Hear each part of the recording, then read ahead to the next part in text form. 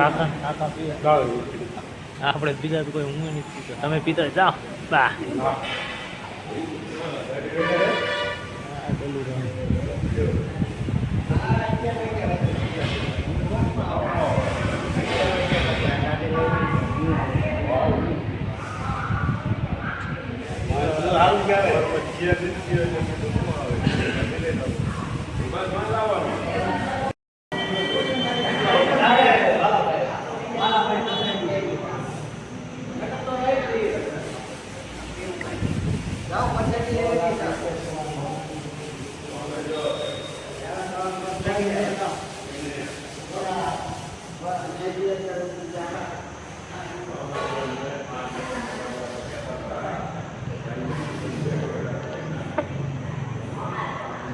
વજા બાપાની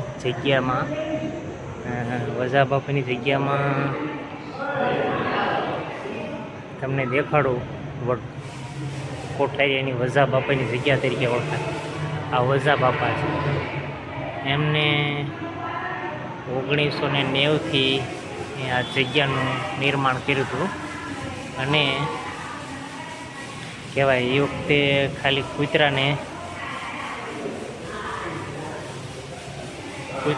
ખાલી રોટલીને એવું નાખતા હતા. અને વજા બાપા દેવ થઈ ગયા એ 17/4/2015 વજા બાપા દેવલોક થઈ ગયા.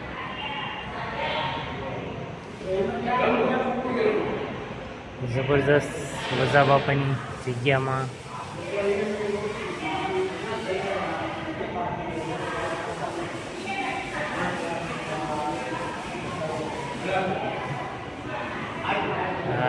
રૂમનો ઓરડા છે. વજા બાપાની જગ્યામાં વિશાળ જગ્યા છે. એટલે કોઈ માણસને અહીંયા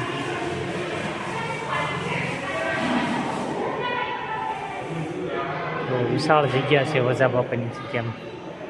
એટલે વજા બાપાની જગ્યામાં માણસને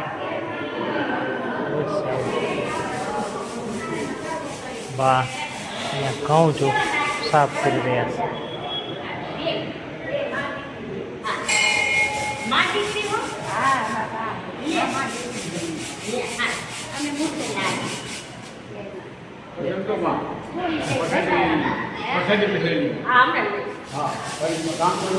વજા બાપાની જગ્યામાં અન્નનો ભંડાર પણ ચાલુ છે.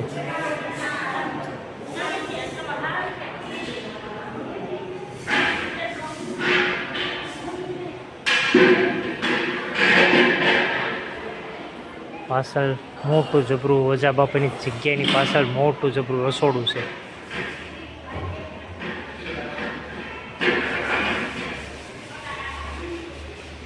અને એક જ સાથે 200થી 300 માણસો જમી શકે ને એવું મોટું વિશાળ જગ્યા છે.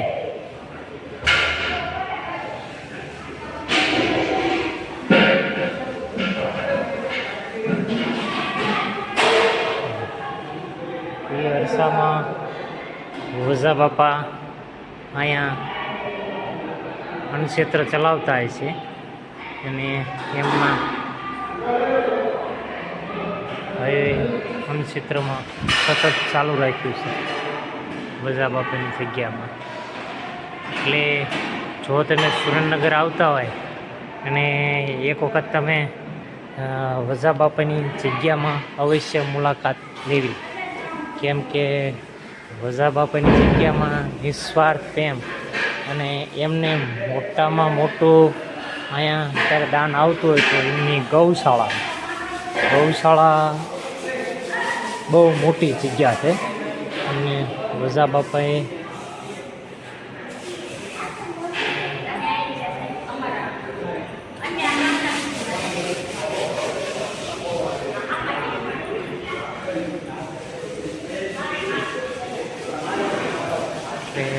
એક વખત વજા બાપાની જગ્યાએ આવો અને વજા બાપાની જગ્યાએ આવી અને તમે રામાપીરના મંદિરે દર્શન અવશ્ય કરવું. આ એમને પોતે જ તે આરસ પથ્થરમાંથી કોતરાવી અને રામાપીરની મૂર્તિની સ્થાપના કરેલી.